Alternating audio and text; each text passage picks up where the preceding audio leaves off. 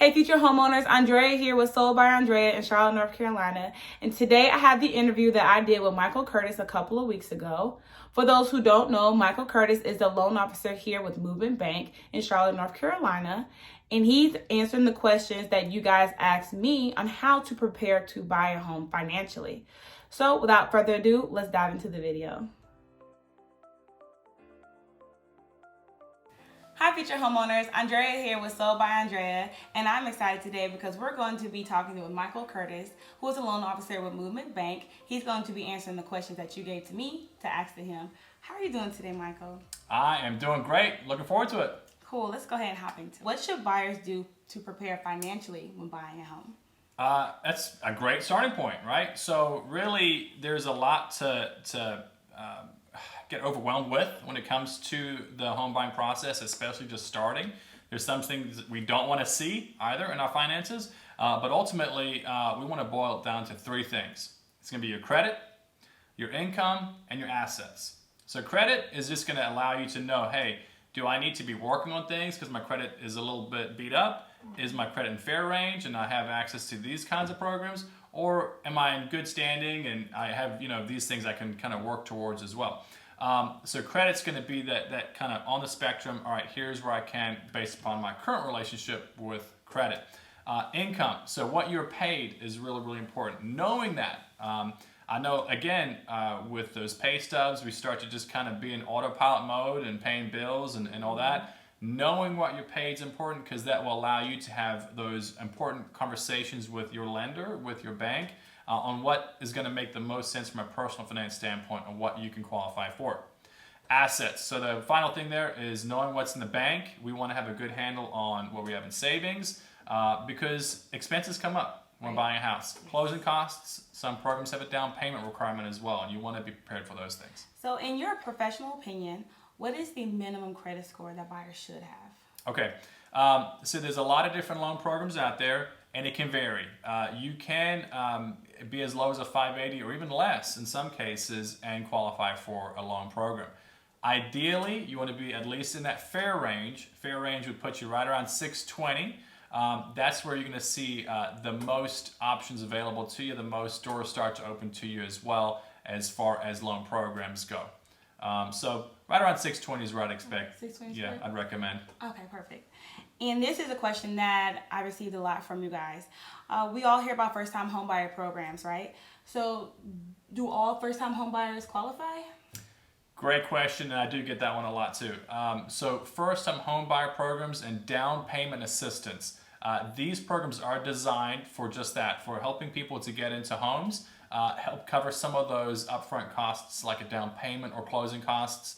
Now, they can vary with the requirements. So you have regular loan programs that may have a minimum required down payment. These programs, they can have higher credit score requirements, maybe more conservative on what you qualify for.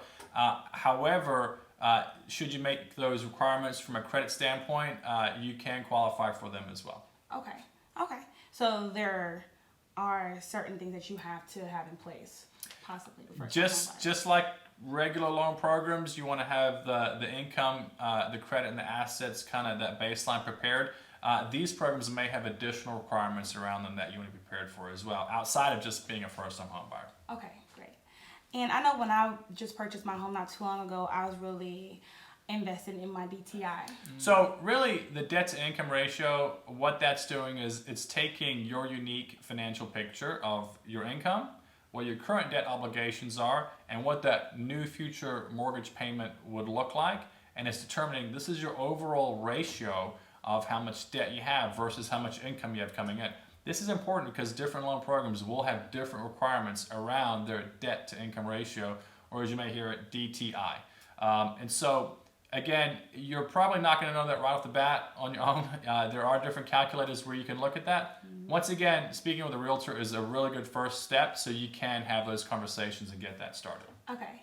And when we talk about DTI or debt to income, I know a lot of us, we may have student loans. Are student loans something to be concerned with when we're calculating our debt? Yeah, student loans, educational loans, these are hot topic items.